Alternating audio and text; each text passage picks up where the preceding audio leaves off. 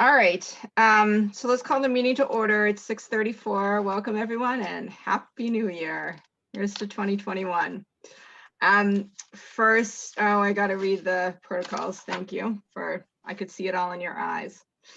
All right, so our remote meeting procedure is in keeping with the ongoing emergency order from Governor Charlie Baker to limit gatherings and maximize social distancing, and under legislation passed to address remote board meetings during the emergency declaration. This meeting will be conducted remotely over Zoom.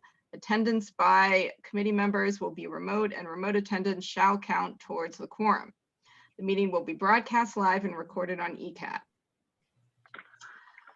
While conducting meetings remotely, we will endeavor to keep meeting operations as close to our standard procedures as possible. However, use of this platform will necessitate some additional meeting protocols. Number one, while the board members, committee members, town staff participants will be on video and audio, public participants will join the meeting muted and with no video feed. Public lines will be muted throughout the meeting to allow the committee to conduct business and to eliminate background noise. Number two, for our meetings and only for items under which the chair solicits public comment, members of the public participating in the Zoom webinar may submit a written question via text chat or Q&A, provided they include their full name and address for the public record. The chair reserves the right to discard comments submitted that are off topic or do not include name and address. Members of the public viewing the meeting on ECAT may submit questions in writing via email to mblanchard@easton.ma.us. The chair reserves the right to respond to questions during the live meeting, but may limit the time for such activities. Any questions not addressed in the meeting may be answered afterwards via email and will be incorporated into the minutes of the meeting for the public record. Number three, all votes will be by roll call. Number four, when all business indicated on the agenda has been completed, the members will vote to adjourn the meeting, signaling the end of the meeting and the termination of the ECAT recording. All participants will be disconnected from the meeting at that time. Please note that the meeting will be recorded. Okay, so Human Rights Committee, January. Let's start with reviewing the minutes. Are there any comments on the minutes?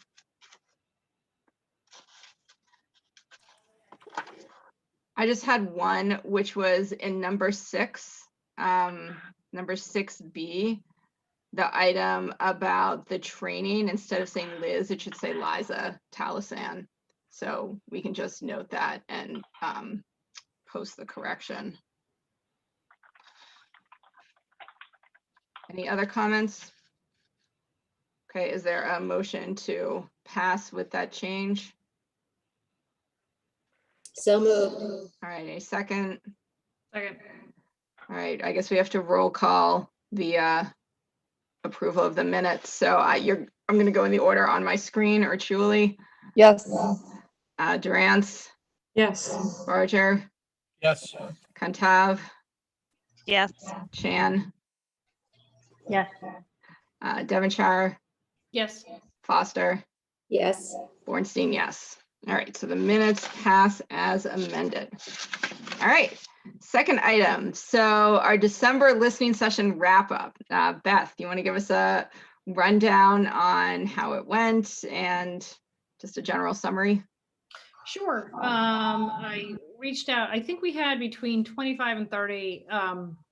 There were a couple people who were in and out, so the count was a little bit off. So I couldn't tell specifically who was on for the most part, but I think for a Thursday in December, the turnout was actually pretty, I was quite pleased with it. I know that half of us were either panelists or members of the committee, but I do think that it was helpful. Started off, I mean, you all were on it.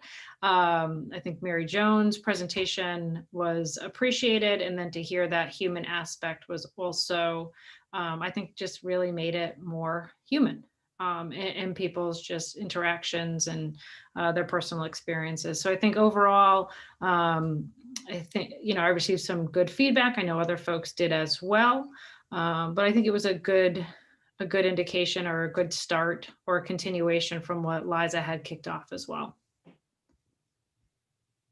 So I mean, everybody was on it, so I don't think I need to go back in. Yeah. Great. Yeah, I think it was a really good start for our first sort of solo work doing it. And I would just echo lots of really positive feedback from the people who were in attendance and people who said, shoot, I missed it, is there a recording? And just, for the record, we don't record these because that might inhibit candid conversation to have a recording of it. But I think it was a great start. And Liz, that feedback was it was unprompted, right? Just people reaching out to you. Correct. Yeah, there was no formal survey we sent to participants. These were sort of voluntary statements in the chat or emails sent to any of us personally or to HRC after. I wonder if we should consider doing some sort of a more formal feedback survey after these. Just if we're going to keep offering them. I mean, the goal is to always improve, right? So send like a Survey Monkey to folks who had signed in, and just maybe we just have similar questions for each one. I think any more than 5 questions, people aren't going to answer. So maybe we can come up with a consistent 5. And then the final one being, final 2, would you like to be an ally or a member? And would you, any suggestions for future conversations as well? I mean, for me, I think that's a great idea. Took away was, just talking about some of the discrimination that people had faced and what that must feel like. So I think that was helpful, and I'm glad that this space was able to provide that opportunity for people. I think it's important for folks to hear it and put a human face to it.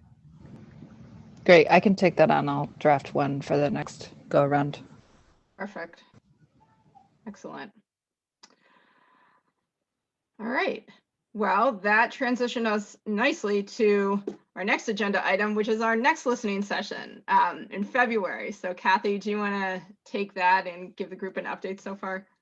Sure. Kelly, Liz, Amy, and I have met a couple times to talk about the next listening session on gender. We really like the format that you guys used with the religion and want to use that same format. Having an expert talk on the topic, giving an overview, and then having 3 or 4 community members who will talk about their own personal experience. So the topic is gender. We narrowed it down sort of to gender identity. It's a broad topic, and trying to figure out what would make the most sense. And I think that's where we're going. We've recruited an expert, someone that Liz knows, Kelly Boughton, is that her name? Boughton. Mm-hmm. And she's from Bryant College, is that right? Yeah, she works at Bryant, and I believe lives in Rhode Island. So we are missing the Easton connection there on the expert. But I think that's okay.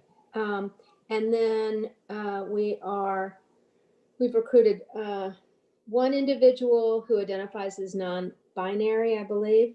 I think we have, Amy's not here, so I'm not sure, but she was looking. Just came in. Oh, good. There she is. You were doing a parent of a young child who is having identity issues, correct? Yep, she said she'd do it. Perfect. Yep. We are looking for a transgender individual and have not found someone yet that wants to speak that's a local. And we're also in a discussion about having a mental health counselor who deals with gender issues. But we also were going to open it up to the group to see if you guys have any suggestions of individuals or sort of categories of individuals you think should be included in the discussion. We chose February 23rd as our date. And in talking about it, the June listening session is on sexual orientation. And we started getting ideas for people that didn't fit this one, but fit that one better. So we're already starting to build the panelists for the June one.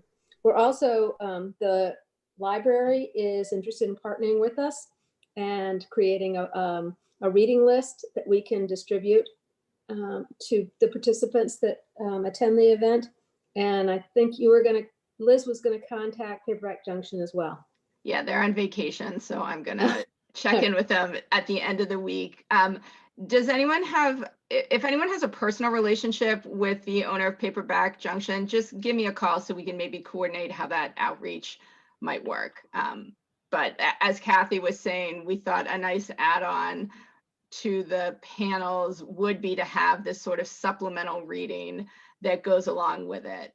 So part of what we're doing with the panelists is also asking them if they have books or websites that they've encountered that have either been useful or impactful to them personally or to important people in their lives. So that's going to be another way that we kind of build a resource. And this would be something that we just distribute on a list to participants after the fact. So they don't have to like frantically copy things from a chat or anything like that. Right. Does anybody have any suggestions of panelists or thoughts about the listening session in general? My fire alarm is going off, so I'm going to put it in the chat. It keeps going on and off. That's strange, Beth, because you're not even cooking. So that's weird. Huh? I'm that awful a cook that even when I'm not in the kitchen, my thought, and Liz, I don't know if this is directed to you, is your colleague, I think it's important right at the beginning to go through the different terminology that's used. And I know the Human Rights Commission or the HRC, the national organization, they have a wonderful website with all the terms. It obviously blurs into all LGBTQ rights, but I think for gender identity issues, that's kind of a good place to start there. I also wonder, there's opportunity, I don't know, to reach out to the high school on this. There might be some students who actually identify as trans who might be open to talking. So that might be, I know that there was at least one individual that's coming to mind. I don't know if they've graduated yet, but Leisha might have more information. I think that would be really helpful to hear if there's a young person who's willing to kind of come and share that perspective. That would be really helpful. But and just understanding pronouns and why that's important. Yeah. So yeah, that was going to be my recommendation as well, like to see if there are any kind of specific clubs maybe at the high school, and I can ask my girls to see if they have any particular clubs that come to mind, and then maybe some of the students that might lead those clubs might have an interest in participation. It's a GSA club at the high school, Gay Straight Alliance Club. So maybe somebody from that or who heads that or something like that. I'm not sure who runs it, but they might have some students in mind, or there might be some students that might be willing to speak to. But I know that they have them. So Beth or Karen, if you have any specific people in mind that come to mind, you can let Kathy or Amy or Michelle or I know just offline, and we can follow up. The high school and middle school groups were on our radar for publicizing. That's a great idea to ask if there are any people in the group who might want to speak, because we do, when we were planning, we did have people we had in mind, but we really want a local connection for the first person. Right. And Michelle forwarded me an email address for someone to contact from the PFLAG organization that's in Easton area. So I'll reach out to them as well. I was going to ask you too, sorry, Beth, Kathy, what you were looking for with like the mental health counselor, or what specifically were you looking with that piece of it? We actually had someone. Okay. Who's asking that? Stephanie? Yeah. Mm-hmm. Do you know Marcy Dock, Be Inspired Counseling? I've heard of the Be Inspired, but I don't know that I know her. She does a lot with local families and kids. Yes. Good. We're kind of debating, I mean, I think we want to have as many individuals that can talk about personal experience as possible. But, you know, I think we also want to have enough content to be able to present the whole program and have it well-rounded. So sorry, can you just summarize one more time who you already have for the? We have a young person who's non-binary, right? And is that a high school student? College. College, okay. Okay. We have a family of a young child who has gender identity issues. Okay. We're looking for a transgender individual, Mm-hmm. find one. And I think we may be able to reach out to someone who's a parent of an individual, a transgender individual who in their like 20s Okay. went through the whole process. I think we have a contact there. And then we talked about a mental health counselor. Okay. So it sounds like we already have a good sort of span of age, which I think is great. Yeah. For the remaining panelists that we're still looking for, do they necessarily need to be from Easton? That would be the preference, But Okay. that they have if we some kind find of, somebody in a particular category, particularly, I think if we could find somebody who's transgender, if they were just in the South Massachusetts area, would be fine as well, I think. If we can't find a local person. Okay.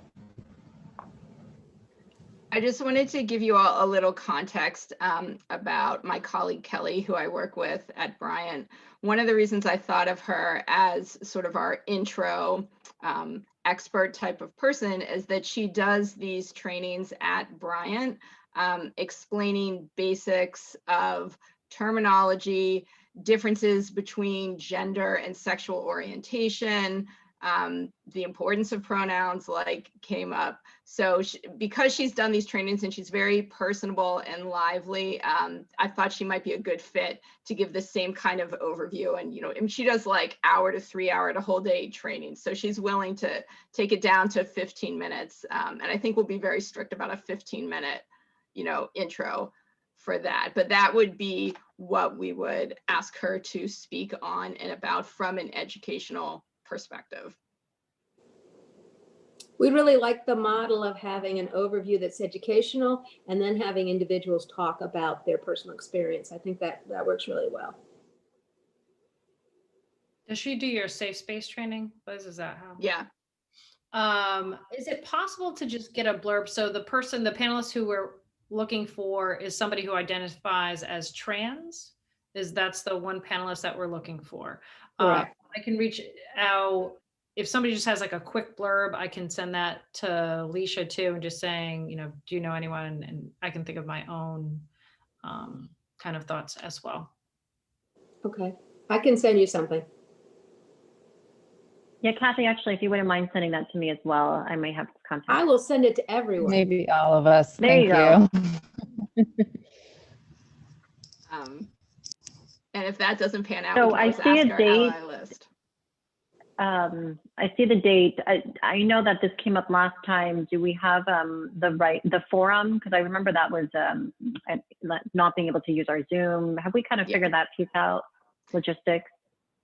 Well, I think it will work the same, that our initial speaker will use her work-related Zoom account to host it. Okay.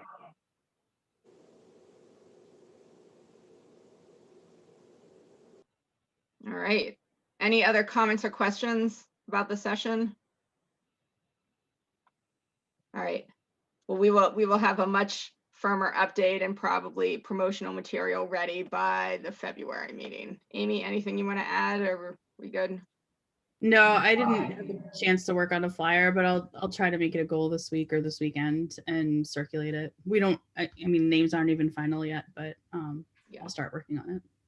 Okay. Yeah. Boom did comment on praising us for continuing our positive energy in the Easton community. I did have one more thought on the feedback survey. I'd like to include a question around how did you hear about this event? Because I think it will be helpful for us to know which sort of media outlets people are finding us via. That's a good point. And Liz, I'm wondering too, do you think your colleague would also do kind of what they're doing for the intro for the gender kind of segment, if they would also do that same type of overview of understanding all sexuality when it comes down to the June session? That might be helpful and would do like a nice bridge as well. I can certainly ask. Yeah, I mean, my gut would say if she's free, of course she would say yes, because she covers both areas thoroughly in her training. Right. But yeah. I think that would be helpful. Okay. That sounds good. All right. So it sounds like we're good with that. All right, next agenda item, Rise Up for Humanity. Karen, you want to take this away? Yeah, and Beth, definitely jump in if I miss anything or if I need some support here. So as a reminder, Rise Up for Humanity, it was our art contest. We rolled it out in the month of December. We asked students to submit logo and designs focused on embracing differences and promoting inclusion in our community. The art campaign was really a direct response to a concern that was brought to the HRC from a community member who discovered a hate group sticker near her workplace in our town. And really thanks to the support from our Oliver Ames, art director, Kristen Shea, we were able to kind of get that message out to our students and the campaign out to the students, and received 13 entries in response. Beautiful pieces of art. I will say they were from extremely talented students and really thoughtful artwork that actually a lot of the submissions did have artist statements that went along with them that were really compelling. The HRC actually has been collaborating with RMK, Raising Multicultural Kids.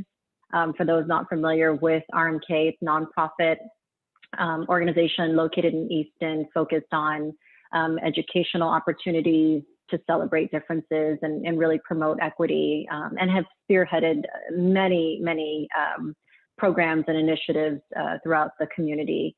So RMK has actually generously offered to provide the prizes for our art contest winners. And along with that, they have also offered to help us down select to the finalists for the art contest.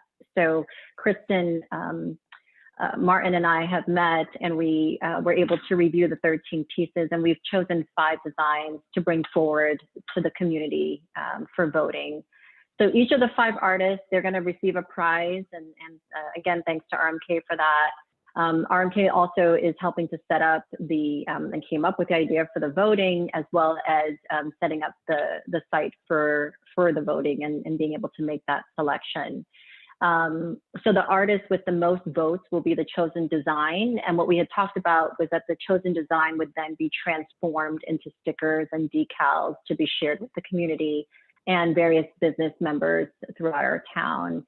Along with this effort, what we said was we wanted it to be accompanied with a proclamation focused on supporting diversity, embracing our differences, in which we would also solicit input from various community members to help develop the verbiage and proclamation statements that we wanted incorporated. Again, RMK is helping us to get that involvement and spearhead that initiative. So we hope to have the proclamation ready for the HRC's approval by our February meeting. And Kelly Lamb has joined the meeting today from RMK. Again, a significant amount of support from RMK, who was offered to set up the voting site, as well as the efforts around the proclamation. So I wanted to give Kelly an opportunity to kind of share maybe where we are with when the voting site will be up and running, and then also any additional insight around the proclamation activities. Kelly, are you on? I'm gonna move her to panelists. Do you want to share the 5 finalists for? Yes, that's right. Okay, let me see if I can. Kelly, I'm moving you over.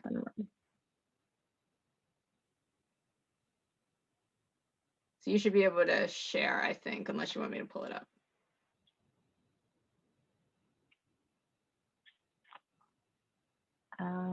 I should be able to share. Here we go. So let me know when you can see that. That's good. Okay. So here's our entry number 1. And I know the committee members have already seen the artwork, but just wanted to be able to provide some visibility. This is artwork number 2.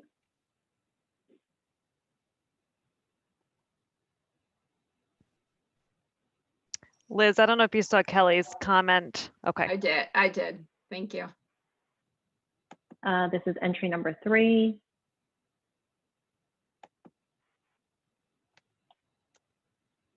Entry number 4.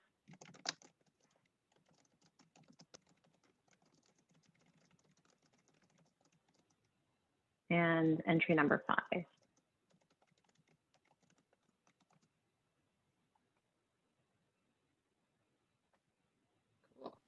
gonna be Okay. tough. They're all so good. They are really good. All right, so then procedurally, right, we have these 5 finalists, and Kelly, welcome. We're happy as always to have you join us for our meetings and your general partnership in town. Kelly was going to walk us through sort of what the next step is with the community voting and timeframe and how that works. Is that correct? I was actually, I was hoping to share. Am I echoing to you guys? Yeah. Let me try without my earbuds.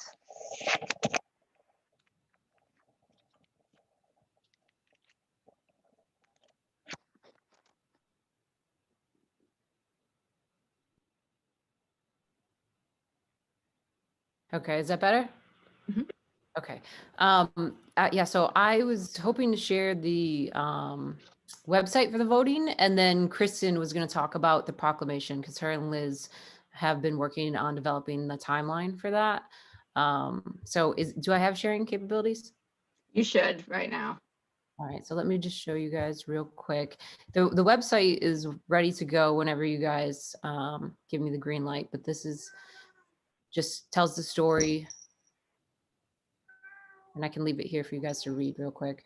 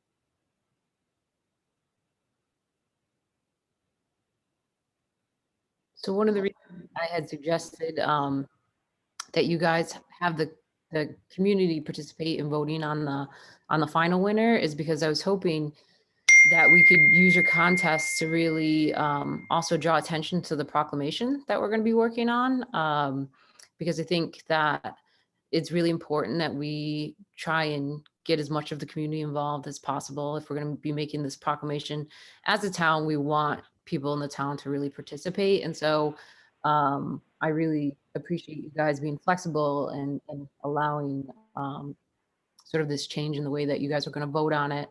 I put the 5 entries in here like this where you can read about it, but then we just have a simple Google form here for the actual voting. People don't actually even have to leave the website in order to vote. They can just select what they want and then hit submit. And I've made it so that there's only 1 vote per person. So if someone has multiple Gmail accounts, they can go into each Gmail account and vote multiple times. But it really is meant to prevent like someone, going and voting over and over again every day. But people can edit. So if they, vote for something and then like, oh shoot, when I changed my mind, they can go back and edit what they want. So the only thing I don't have in here is the date that you want to have the voting done by. So I wanted to see what you guys were thinking. I think it might be nice to have it a month to really get this out there. It can take time to get people, especially this time of year, like people are really sort of burnt out from the holidays. It can take time to get this out there and get people to understand what's going on and start participating. And then I didn't know if maybe you wanted to announce the winner at your next meeting, or how you guys really wanted it to go. So you can let me know. I'm happy to put in whatever date you guys were thinking. Any thoughts? Can you talk a little bit more about the proclamation? I guess I'm a little confused about that part of it. Yeah, so one of our members actually came to us over the summer and actually in the fall and had told us that they found hate stickers from a national hate group called the Proud Boys, which you might have seen about them in the news recently because they're planning a big protest in DC tomorrow. So they have stickers that almost look like arrows, and that it was pointed at her place of business. And she's the mother to a biracial boy. And so she sort of walked up and down Main Street and found more of these. And one was across from the farmer's daughter, another one was across from another multiracial family in town.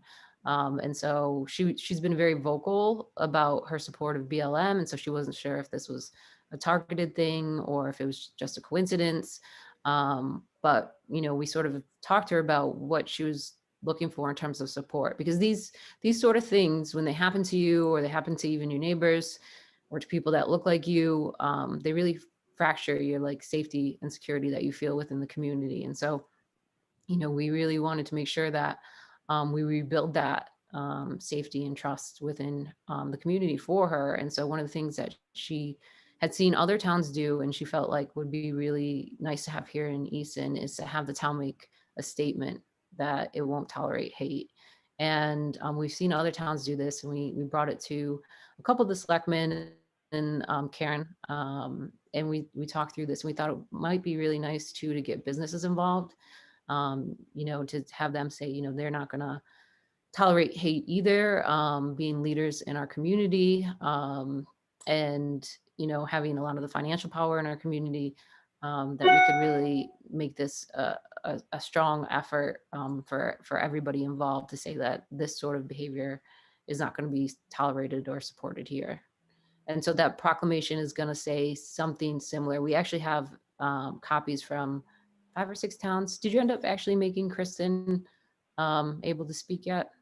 Because I think I can pull her in. I didn't know if we were finishing that and then going to the timing. So she has more details on the on all the proclamations that she's gathered, as well as the timeline that they put together for, because one of the things we talked about was making sure that the committee that writes it is a diverse committee and represents all the diversity that we have here in Easton. Kristen? Okay, that makes sense. So it's a town of Easton proclamation that we're sort of helping to collaborate on.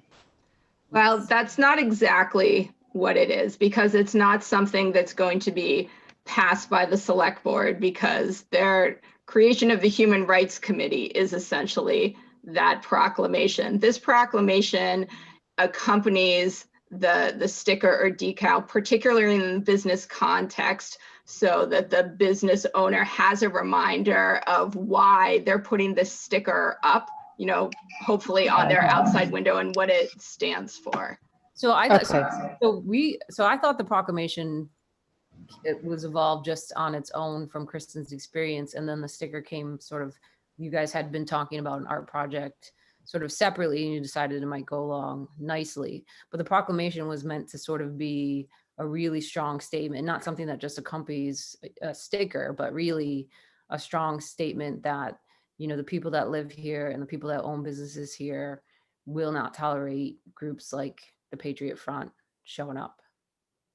I agree with you. I just wanted to clarify that when you post the sticker, you're saying like, I'm on board with this proclamation. Like me putting this on my car window, or on my laptop, on my door means I agree with this proclamation.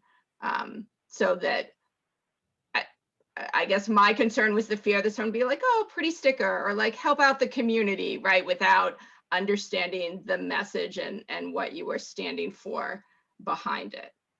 And I think we wanted the stickers, or not just, we hope it to be stickers, and we hope it to be window decals, we hope it to be car magnets. And it's not just for businesses. I mean, it would be cool if everybody in Easton had a car magnet that had this symbol and that they understood what it represents.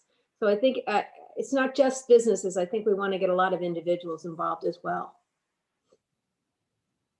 I guess the only reason why I wanted to make that clear is because in the flyer that you guys had passed out to the art club, it didn't explain that to the students, that the reason of the proclamation. And so they weren't really thinking about that. It was just sort of a general rise up for humanity. And so, you know, in my mind, I guess they were a little bit separate. In sort of, they kind of benefited each other, but they were two separate things. And I'm not saying that I have a problem with the sticker sort of being the symbol, but I guess, you know, it wasn't really explained to the students up front. So do you feel like they're clear on exactly like the intention of the proclamation? Kristen, do you want to add anything? Hi. I think, you know, given some of the events that have happened in the last 8 or 9 months, and me, you know, I was directly affected. I think after seeing these stickers, it was, you know, having a Black Lives Matter sign stolen, you know, it's hurtful, it's frustrating. As a white woman, you know, it affects me. I have a Black son, a biracial son, but at the end of the day, it's I don't have to worry about walking down the street. I feel welcome here in Easton. I think a lot of people in our community, people of color, you know, may not verbalize it all the time, but you know, seeing these signs, they feel welcome. I had a lot of people reach out and say, you know, when I see these signs, I know that this is a place I feel comfortable. I can come here. I can go here. Seeing the Patriot Front stickers was like on a whole new level of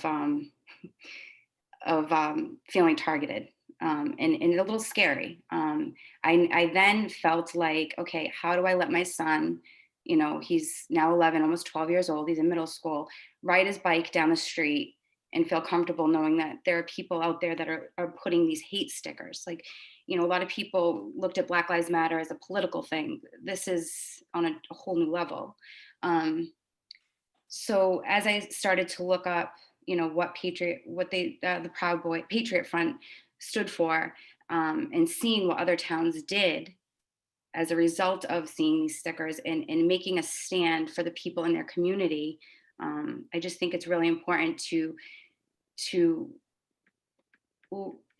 make a statement so the people of color and in the diverse group that we do have here know that we stand with them, and that as a town, as a community, we will not tolerate what has been going on in this town in the last year.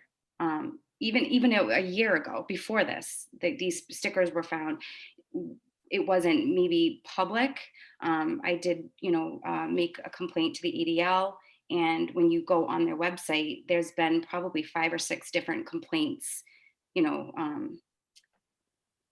because of these stickers. So I just think it's really important that we as a town make a stand and really show people and let people, know that we stand with them. Sorry. So we really wanted this to be impactful. Like, I think that the stickers are great. And I love the fact that like I have Pumpkin approved, in the salon, and I love it. It's like a little sticker, and I think it's great. People see that, but I think having a business, walking into a business and knowing, again, I'm a white woman, so I've never been truly affected, walking down the street. Being a very predominantly white community, for a Black person to walk into a business and say, wow, they are making a stand, I'm welcome here. It's huge. And I think it just, as a community, it just says a lot if we can do that.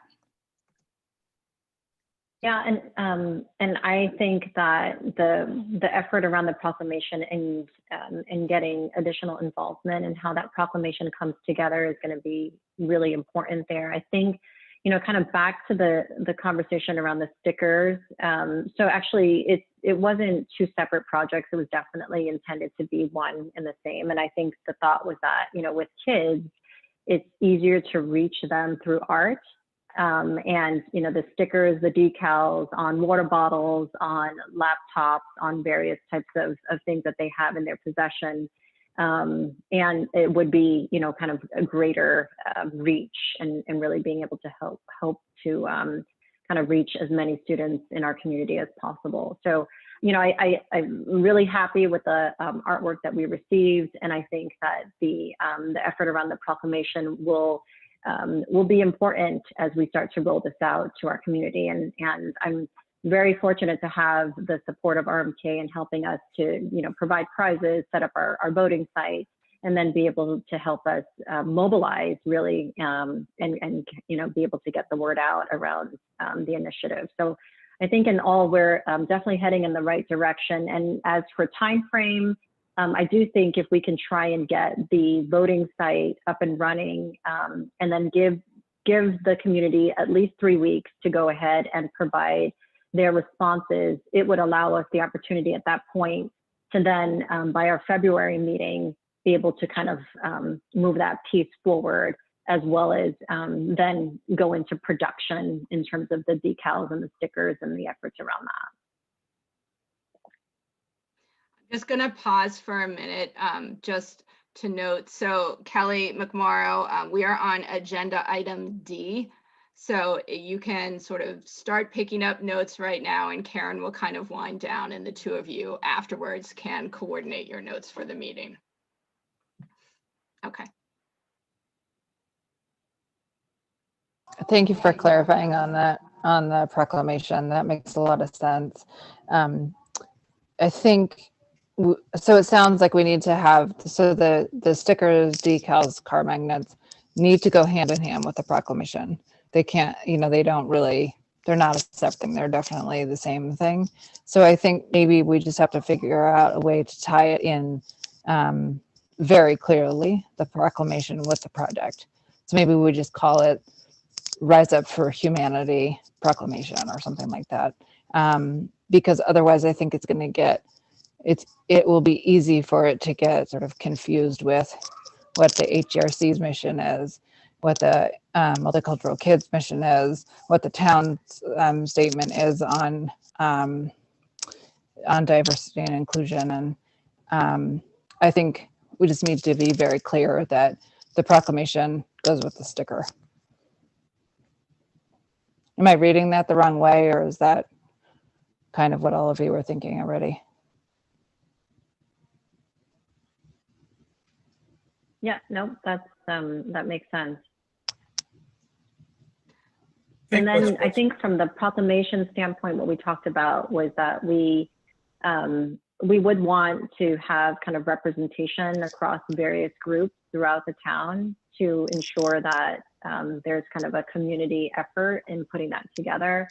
So I do think we'll want to see who from the HRC would like to have some involvement in that, who from RMK. I know Kelly has also reached out to, or maybe Stephanie has reached out to the Eastern Commerce, Chamber of Commerce, and there's other areas that we've also, that we've been talking about to engage as well, so that it's more of a community effort. I think that's great. I think it's important to recognize that the select board created the Human Rights Committee to be the voice for diversity and inclusion. And I think it's important that we get as many different groups in town and as well as individuals, but groups in town like the Chamber of Commerce, like the Old Colony Y, like the Lions Club, like the library, to be engaged in this, and all of them be posting wherever that proclamation and be displaying of those stickers. I mean, the select board has been incredibly supportive of RMK and the HRC. And I think it's important to recognize that we do support this project and are fully behind it. And the HRC is our arm to get this out to the community in collaboration with community groups. Kelly or Kristen, can you guys talk about sort of how you envision the distribution of the proclamation and the stickers, or just that we're all on the same page early on? So it's a little bit tough with COVID right now, Right. because, you know, if it wasn't COVID, we'd like to have a group of individuals going out to businesses and talking to businesses and sharing that. But Kristen and actually Liz Kenty, who's also on the line, put together like a timeline and an idea of how they'd like the project to go, since they're leading this effort. So I'll let Kristen talk to that. Unfortunately, I was trying to share it earlier. Liz, I don't know if Liz is, can you add Liz, Kelly, or do I add Liz to it? That would be Liz. Would have to add Liz. Oh, Liz would have to add Liz. Do you not have it handy, Kristen? I don't have it. I was trying to get it and I don't have it. She has it handy. So while you kind of get that sorted out, let me just give some time frame. So the Human Rights Committee meets monthly, and we meet on the first Tuesday of the month. So our next meeting is February 2nd, and our meeting after that will be March 2nd. And we're not able to take any actions in between our meetings. So ideally, we'd like to have things decided and ready to go to vote on in February, so that the items can be ordered with the images to then, I don't know, who knows how long that's going to take, what February is going to look like, so that, you know, by later in February, we actually have the items and can move towards distribution. So Liz, can I ask you something? So we've partnered on a number of different projects, members from the HRC, and we've been able to do stuff and work with them in between HRC meeting dates because they've been partnerships. So we were hoping that this committee that we formed to write the proclamation will include a couple members from RMK, a couple members from the HRC, and then a couple other community members. So because of the structure of this being a joint partnership, would those rules be different? Because one of the things we were thinking, it's going to take time, especially this time of year, to build up the diversity on the committee that we think is important to have for creating the proclamation. So we were hoping to have the committee finalized by the end of January and work on the proclamation in the month of February. That's possible if you want to wait for that time frame, right? And we can still have the voting done in January. So we have February to actually order the stickers, because, you know, by stickers, I mean everything. But in terms of approving the proclamation, that can only be done by the committee at a monthly meeting. Okay.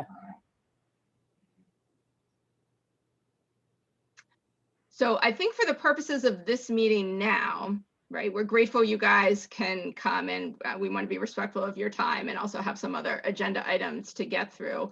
I think what we needed to clarify was the end date for voting, as well as the launching of the voting site, like the announcement, the distributing it, and getting the votes out there. And then we also need an HRC member or 2 or 3 or whomever is interested in being part of the group, the community group, working on the proclamation. That would be something that would need to be decided at our meeting right now. But whether, Kelly, you guys want to take the month of January to mobilize, recruit, and then start working, I think having something by the beginning of March could still work with the keeping it fresh with the distribution timeline. But I'm curious what the rest of the committee thinks about that. Well, I also think that we need to think about two different distribution timelines. I think that there's can be some distribution during COVID, but I think that once the world opens back up, there should be another effort to sort of have boots on the ground, because not everybody is going to be easy to connect with, you know, via email or phone calls. And we really want to try and reach as many people. So we almost have to think about it, you know, what can we do now and then what can we do later? Mhm. And we hope that it's a living document, right? So as new businesses come into Easton, they can get access to this document and sticker and put it in their place of business. So it's not something that's really ever going to have like an official end date, but there'll be, you know, maybe an end date to our COVID time outreach. And then, you know, when things open back up, we'll do another couple months of boots on the ground sort of stuff.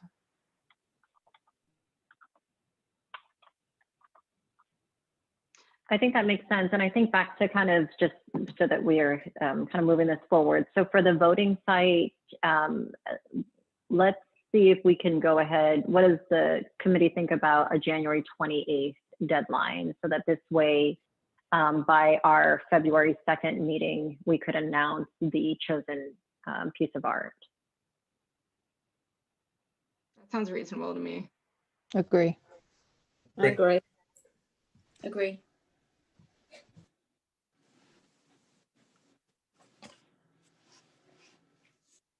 And then for the proclamation activities, I think what we were saying was that we'd want maybe 1 or 2 people from the HRC represented as part of that activity.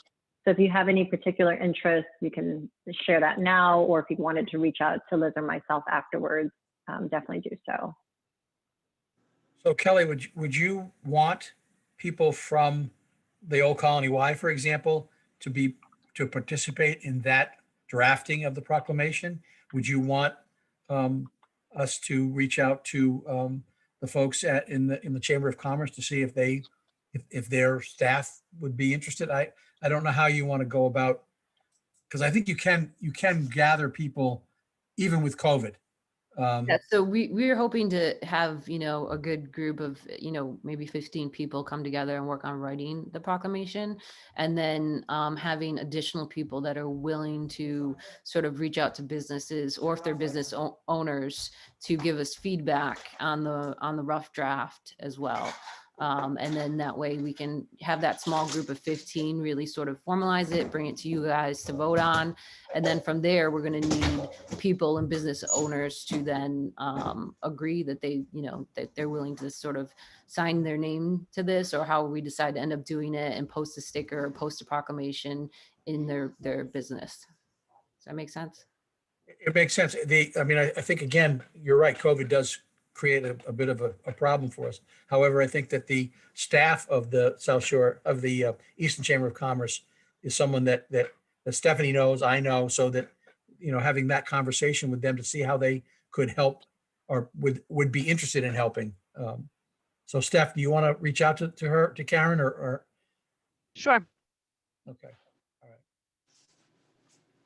Okay. I can certainly reach out to the Y and talk to Vinnie Maturano and see who he would want, to see if they would be interested in participating as well, because it goes right along with what they stand for as well.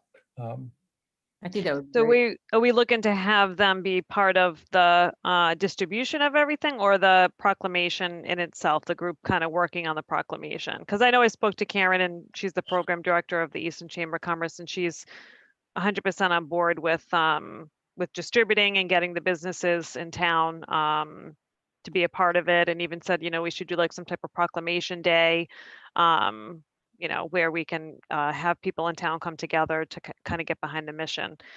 But I didn't know what specifically you wanted me to ask of her at this point. Do you think to part of it, or to identify somebody to be part of the group Maybe you could just writing the ask her whether, proclamation?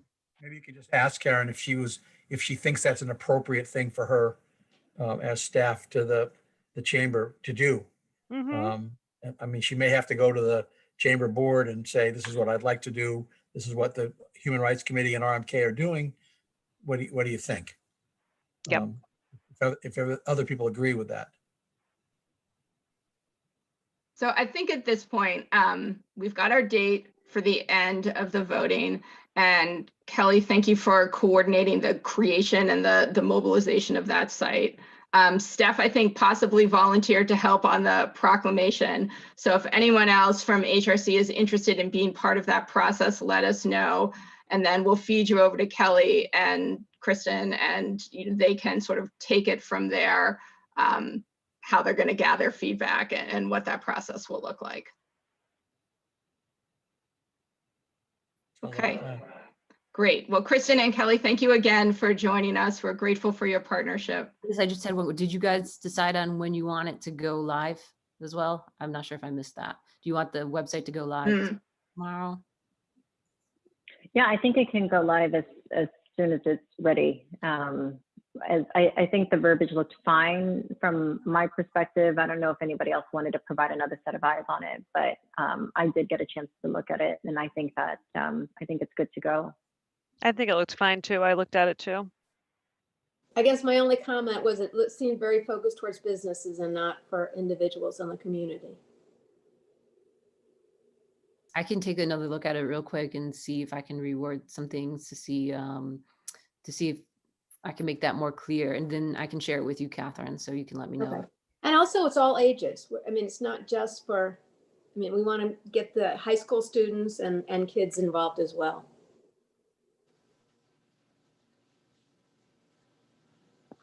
And then once it's live, because of our limited kind of social media presence, or lack of, I should say, for HRC, we would be leveraging kind of our ally list, Kathy, as well as, kind of our personal social media connections to be able to go ahead and get that publicized and gain some interest.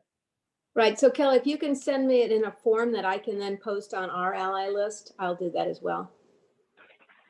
Yeah, it's actually not published yet because it's not final. So I'll share it with you before I publish it, so you can give your final feedback, and then I'll share it with you again once it's published. Sure, whenever. That's great. Okay, excellent. Thank you both. Thank you.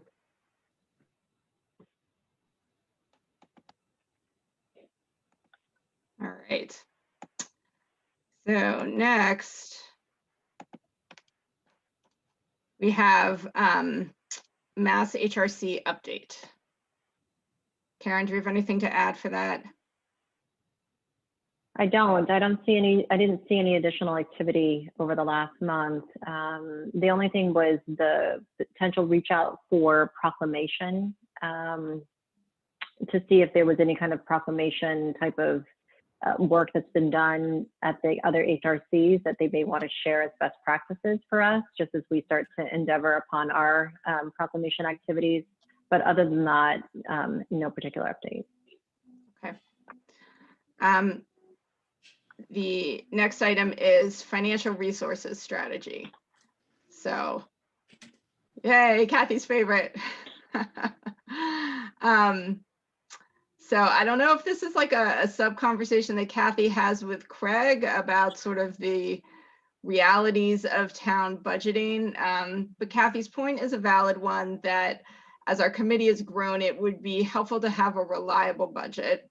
Craig has explained to us in various ways the ins and outs of what that may or may not look like realistically.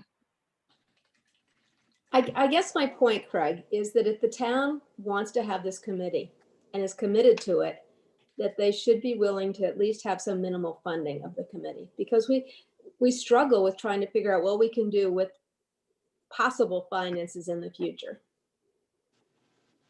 I hear what you're saying. I think that there are limitations, and part of the question becomes, if one committee gets a line item, will all other committees want to have their own line items too?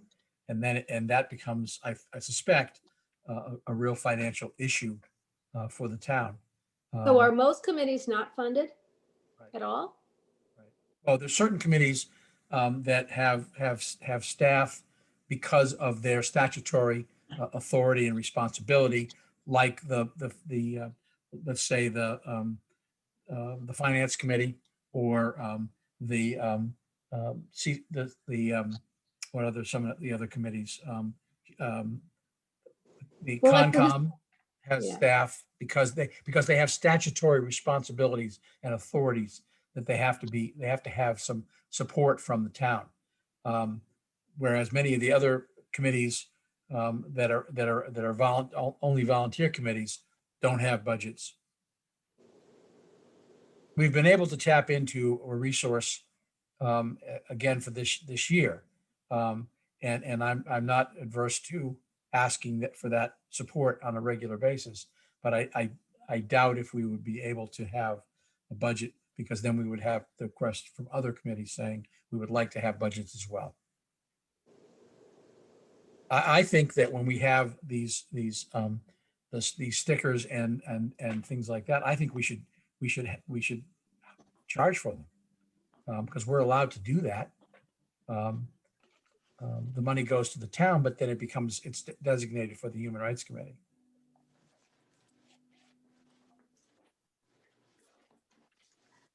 It's So I know possible. that's not the answer you wanted, Catherine, but You know, I just think it inhibits what we're able to do.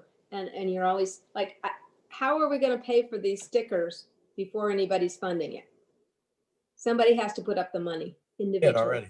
We have designated money for, go ahead, Liz, you can talk about that as well. Well, I realized that should have been on the agenda. So I made a couple appearances at the select board, I guess, right after our December meeting. And now where I explained what we were doing with the project, and then came back and sort of formally asked if the Stonehill money could be used, and it was approved by the select board. So we do have those funds to do it. But your point is clear, Kathy, about the process being, not the same as having an actual budget where we don't have to worry about that step and ask permission. So maybe I would suggest anyone who has ideas about this or wants to brainstorm a little bit, Kathy and Craig and whoever else of you want to do this, I think that would be a good thing to work through the details of, and maybe provide an update at the next meeting if there are any other solutions that we haven't thought of. Can I just ask a quick question? I didn't think we were, Craig, I didn't think we were allowed to ask people to pay for things. I thought we had to just ask or gently suggest a donation. I'll clarify once again, but I believe that we have the authority to sell those kinds of stickers that we've produced, as we did one time at the Lions Club, December.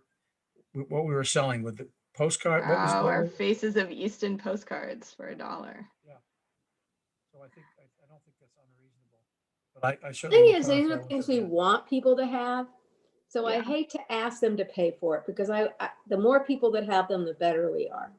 I mean, can we apply for grants that go directly to our committee? Yeah, that's what the ECC grant is, Right, but that's a if we- reimbursement grant. But let's say we approach one of the banks in town. Maybe.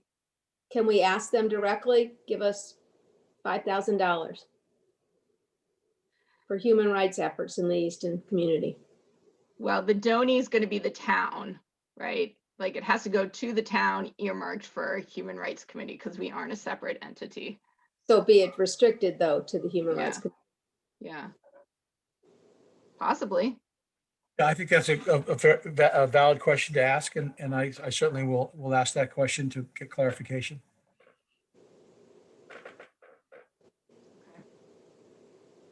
Other thoughts on I'd this also be topic? curious to know, can we fundraise in other ways? Like, for instance, I'm just thinking about an idea that I've been thinking about for some time. But if after COVID's over, we bring in some food trucks to Easton, can we sell tickets to a food truck event to raise money for the HRC? Are we allowed to do that? I don't know. All right, so that's a question we can look into for the next meeting. Happy to do that. Thank you. Because that's And slightly different, right, than the. Thinking than about what doing Kathy- something at the brewery at one point before COVID. Michelle, weren't you working on that a little bit? Yeah. Yes, Irene and I were working on it and that got put on hold very, very quickly. So I mean, it's something we can revisit when we're able to do that. Yeah. Okay. Yeah, I recall the donation conversation, which was as long as the check goes to the town and it says it's specifically designated for the HRC, then whoever wants to send us a check can send us a check. If it's the bank or an individual, you know, they can definitely go ahead and provide us a donation. So I feel like that question has been answered in the past. The what Alex. I think the question might be, can you solicit it? Yeah, that's a different question. Okay. Yeah. All right, so we'll look into soliciting, which I feel like, again, we explored a little bit in preparation for what Michelle and Irene were working on. Irene, do you remember what, I mean, I feel like our answer was yes, because you guys were into the planning part of it, but I don't remember the context or limitation. I think we can. I don't remember the details because we clearly, I felt like we were starting to plan exactly, and then COVID hit, unfortunately. See, I'm thinking that we were allowed to charge what our cost was going to be. But I don't, it was a long time ago that we visited this. Okay, so we'll, in the interest of moving things along, we'll look into it and we'll get sort of a new refreshed answer for February. Excellent. That sound good? Okay. So that gets us to the next item, which is 2021 planning, right? So Karen's done a good job of keeping us like planned for the year with quarterly events. Yeah, and I think what we had talked about was just trying to kind of keep the momentum going, you know, so that this way we would have an event each quarter. We would have, you know, various marketing initiatives each quarter, and realistic kind of what we can accomplish throughout the year. So we've typically kind of catered to having, for example, every fall, we would have then NRT participation, or in the around the holidays, we would have some sort of participation in a town event. I do think, considering the circumstances with COVID and maybe not having kind of the in-person activities, we have since shifted to these listening sessions, which I think are extremely positive for us and something that we've been wanting to do for a long time. So I'm happy to see that moving forward.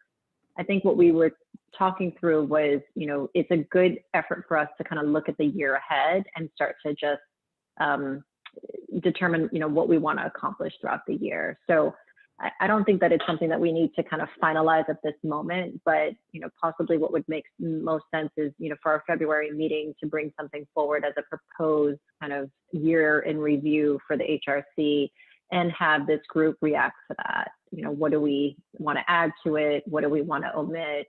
Are we kind of able to target all of our groups that we, you know, are here to represent? Are we leaning, you know, potentially to certain topics and not covering others? I think that's something that we should also be evaluating as we proceed.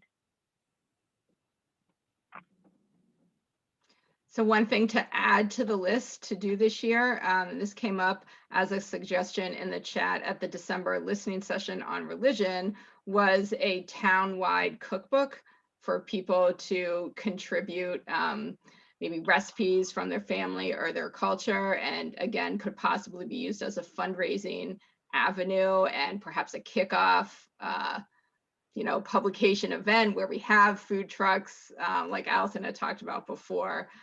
I know all of us who saw that chat message, there was a lot of enthusiastic response to it. But I think we should have officially decide as a committee whether this is a project we want to pursue this year or at all. Yes, please.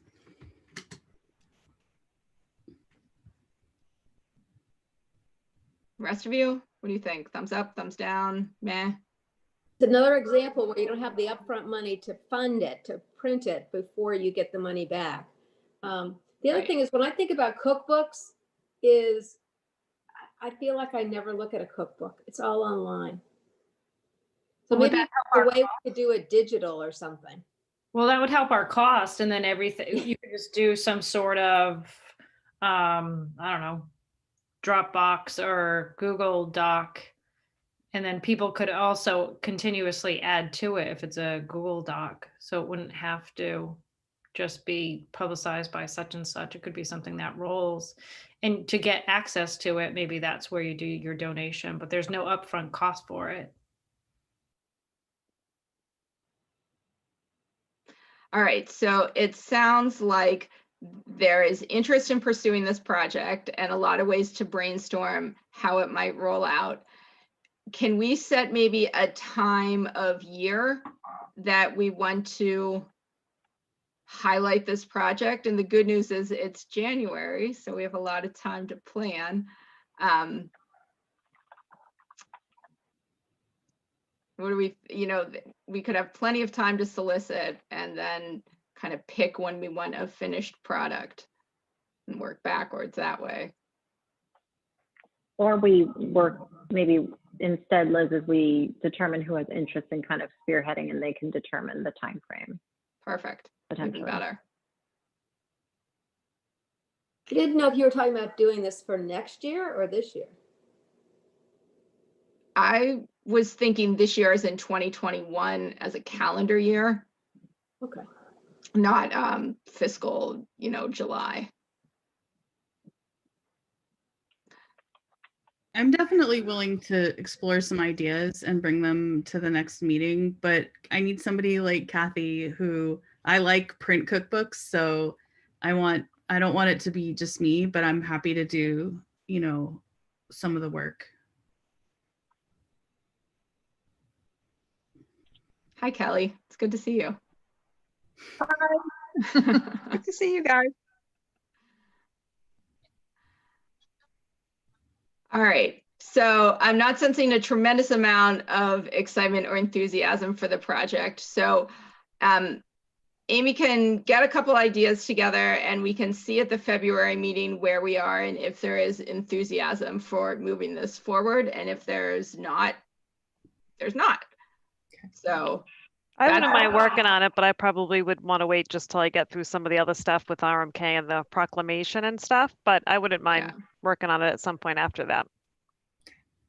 Right. I feel like we're doing a lot right now between the art project, the proclamation, the listening sessions. So maybe this is something that we push off a little bit and do it later in the spring, maybe.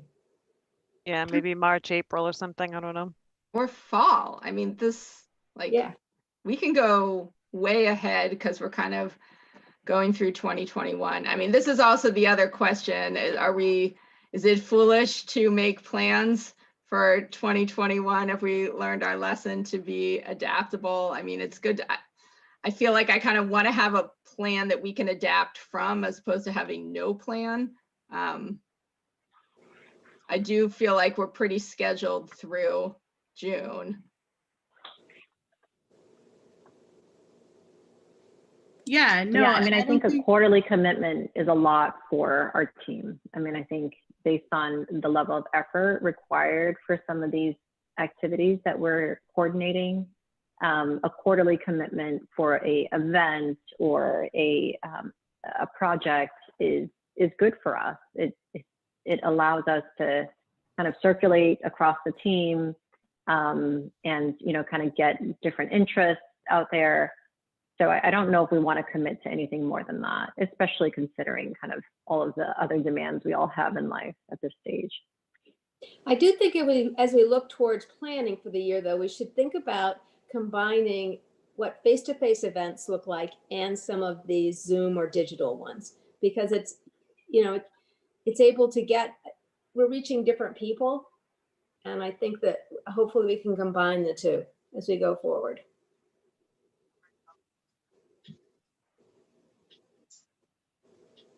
So let's recap what So we other than, just to make sure I have the listening session piece, so the February one, it sounds like we're pretty solid and we're moving that one forward. The only other one that I heard about was the June one. Was there another one that we had planned for sometime in between? There's an April one on disabilities. Although we Okay. probably should have people volunteer right now to start working on it. So April for disability and then June for gender. No, is it gender? Sexual orientation. sexual orientation. Okay, sorry. And then the other topics we had talked about were age. And then that would, although if we consider the fall one on race kind of the beginning, that would take us through a full year if we stop in June.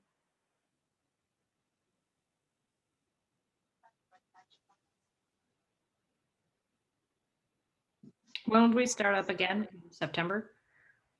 What was that? And we'd start again in September? Well, maybe. You could try August, although everyone's going to be gone and not paying attention. Like at best, like August. What are you talking about? Yeah, so maybe September. Age is the only other thing I have down. I think that we had brainstormed that we haven't booked or scheduled. But I think when you had come up with this list for us, like we had just sort of thrown it out there as a rough brainstorming and kind of matching up to markers during the year where those topics might be timely. And Craig, oops, sorry. Craig, is there a new committee about age or something like that? Yes, it's in collaboration with the AARP, that we just assigned, voted on a group of people who have volunteered to participate, along with our Council on Aging and our Health and Human Services folks. I can't remember who the chair is of the committee, but I certainly can find that out. I'm not sure when they're meeting. But I think it's once a month, but it's in collaboration with Health and Human Services and AARP. So it'd be good to learn more about that over the coming year. I guess as we kind of tick through the topics, to kind of bring it back full circle to, how we started the proclamation, my only, and I recognize I didn't volunteer to be on the committee to help write it, but I do think it's incredibly important if we're having a proclamation about inclusivity and how we support these efforts, that we be mindful of all the populations in which our committee represents, that it's not just race, there's also religion, age, those folks who are differently abled, sexual orientation, gender identity. So I think for me, I think that's what the sticker represents. Yes, it absolutely is, in response to, or for humanity, yes, it was brought to our attention because of the stickers that were also put up throughout the town.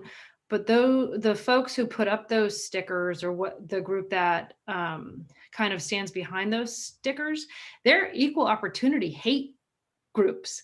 Their hatred isn't usually directed just towards one marginalized population. And I think it's helpful for us in our proclamation and in our work that we keep that focus for the Human Rights Committee, and we represent all populations who feel marginalized. And I want to make sure that that message doesn't get lost you know, and it kind of came up as we were ticking through all the different listening series that we're having. That's important to me too, Beth. Yeah, I think that's a really good, Beth.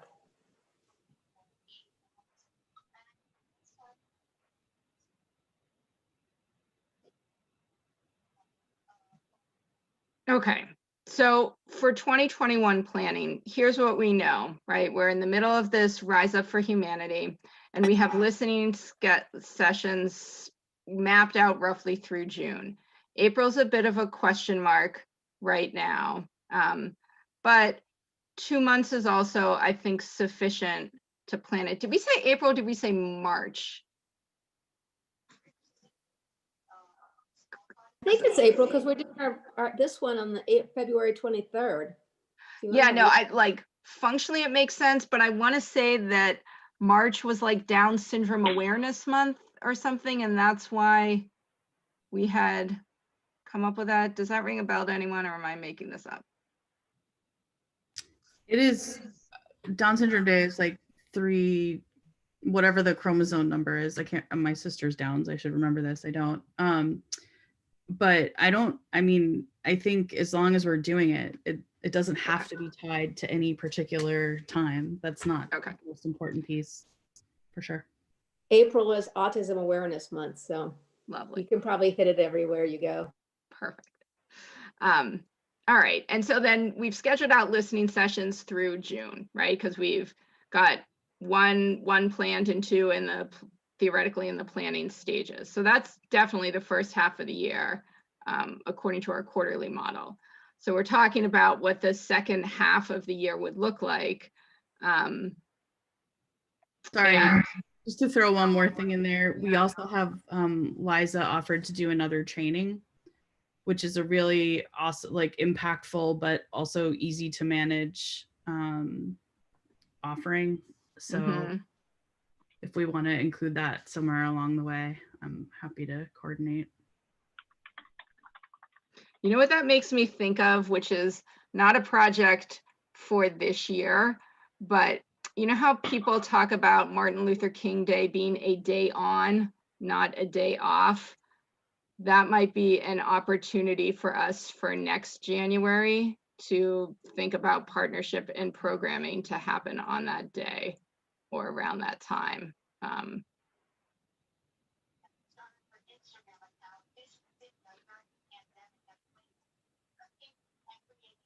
So do we want to plan for the rest of 2021, or do we want to wait and see what the world looks like month by month and get a better sense? Say, are we hoping that come September, we're going to be back to quote normal unquote? Or are we still anxious that we're not going to be able to do that until 2022? With the rollout the way it is, I would say 2031. Isn't that the projected 10 years? My dad got vaccinated today, just saying. Yay! Wow. You know what? I think we should all think about it and come back with our ideas next meeting about what we think for the fall. You know, because if the NRT fair holds, we should probably do something. That's a great place to get a lot of people to see us. You know, if they're going to do a parade, we should be in it. But I also think having a couple more listening sessions or something like that would also be nice in the fall. There's the half full I think, glass person, and Beth's the half empty glass person. So I like that, Catherine. The yin to my yang. What I can do is at least let me get it onto a calendar. And I think maybe if we see what we've already kind of committed to or what we're outlining for the year, then we can have something to react to for our next conversation to say, oh, wait a minute, we have way too many, or we have a big pocket of emptiness, you know, during these months, and we need to think about filling it. So let me take that as an action item, and then for our next conversation, give this group something to react to. Sounds good. Great. Okay. All right. So other action items. Does anyone have other topics events, things to bring up? I just have a quick question. So this is like maybe a month or two ago, I was emailing with Kathy and I did a quick draft of a Google form where somebody could give us their email address to be on the ally list. Can we post something like that? Can I link to it on the website? Yeah. Okay, let me, I'll share it out, and if anyone has feedback, I can make edits. Otherwise, I'll add it to the site. That's And Related- easy. share it. Yeah, that'd be great. Related to the ally list, I know I'm adding this committee. What do you think about adding the selectmen and the school committee? Do you guys want to ask your committees or can I just do it? I'd say you can add school committee. Select board clearly I has can't been. imagine that would be a problem. Okay. Select board as well. And anybody else that wants to send me any names, I'd be happy to put them in. What are you up to now, Kathy? I think, well, we're at 95, but I haven't added you guys yet. So we're probably to 100 and something. I think that's a great idea to also think about our institutional allies. Like we always want the Y on there, the library on there, you know, like we can go through that list as well and add them. Yep. I just had a question about, I think we either have a vacancy or an upcoming vacancy, right? With the human rights, I know someone had reached out to me kind of about what that process would look like. I didn't know if there was any updates or when you might be posted or something. So it can't actually be posted until the member resigns. So that has to happen first, and then the select board will be notified that there's a vacancy. Yeah, the person has to notify the clerk, the town clerk. Didn't that already happen, Liz? No? Okay. That's the I'm on it. process. I'm on it, but Okay, you notify the town clerk, she notifies the select board, it's then posted as a vacancy. And then when we get people who are interested, then the select board will interview those folks. And can we send, when that happens, can we send out to our ally list if anybody's interested? yeah, for sure. That's a great idea. Just, yeah. As long, Kathy, as you let people know that there's like one slot. So, Yeah. you know, yeah. I don't know that there's gonna be a great interest, but who knows, maybe. The avid watchers of our meeting. I would think there'll be interest, Catherine. I think this is a great committee, and I think some of the things we've done are extraordinary, and I think there are people out there who will want to join. Good. I have an action item, which was what I'd emailed about adding some websites. So I don't know if anyone had a chance to take a look. Let me get to the right screen over here.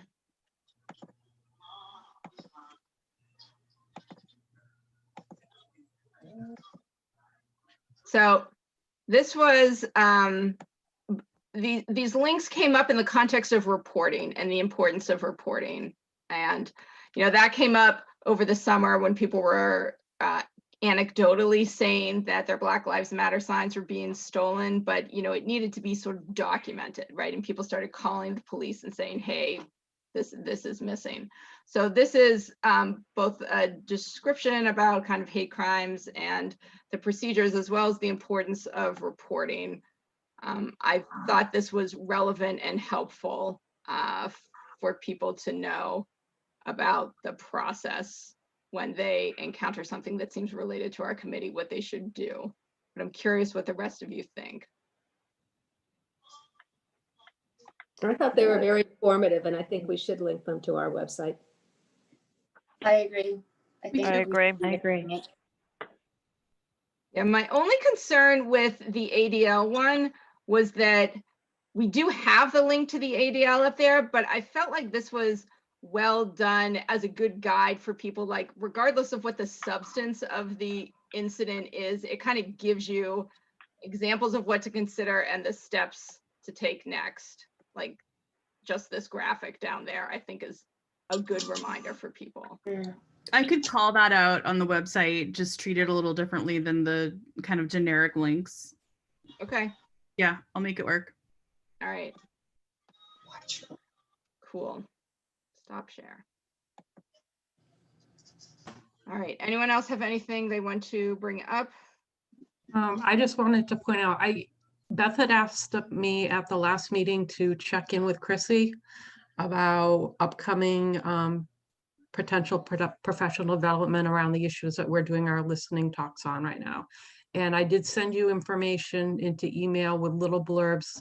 They have a professional day coming up on the 15th, and they're running 2 sessions twice each. One is Walk in My Shoes, and one is promoting resilience and healthy outcomes for LGBTQ+ students. So I just wanted you to know it was there. You can look into it. I can't really speak into it because I wasn't part of the planning sessions, but they are working on it, and it is something that'll be coming up in another couple weeks. And I responded, I think, especially the promoting resilience, the next 2 speaker series, I think would dovetail nicely with what they're doing. And I know that they can't require, I know that there's union contracts and union issues, but I do think that it might be the next 2 might be helpful to continue that promotion. Are you saying to get the information out to teachers to log in and participate? Is that what you're?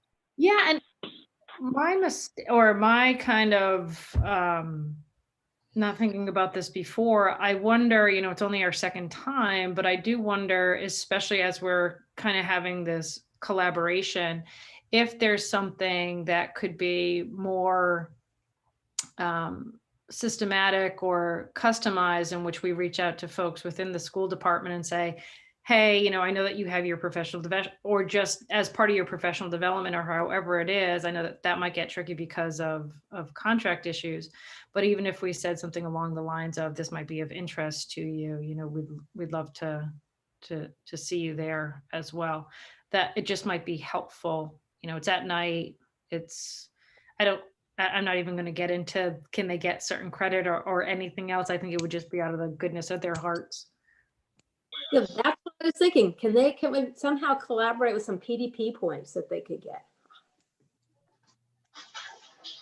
I mean, if you look at the description for A Walk in My Shoes, that's the listening session we did. The speakers are even the same. So we should just make it a point if when we do listening sessions to distribute it to the teachers at the very least.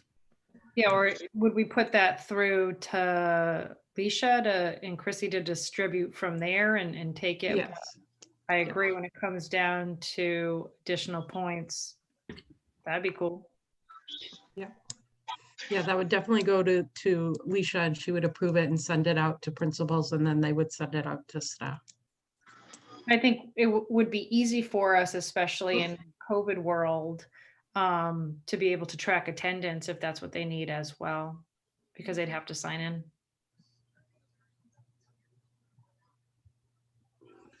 Yep. I can definitely follow up on that, or I can reach out, maybe Beth, you and I can do it, since we both kind of work with the school. Yeah, happy to. I just, when I saw those 2 topics, you're right. The Walk in Our Shoes is exactly what our past one was. Right. This one seems, what we're working on for February and June seems to be completely to that second block as well. Exactly.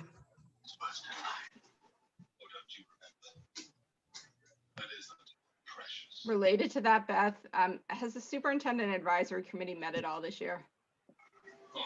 No, we haven't. I reached out a couple times just on other stuff, but I also recognize that it must be an absolute nightmare trying to plan for COVID and everything else. So I'm certainly, if it's offered, great, but I recognize just how much they have on their plates right now. Yeah. All right.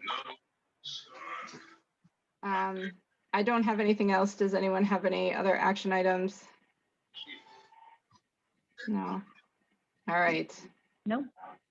Excellent. Our public is gone, so there is no public participation.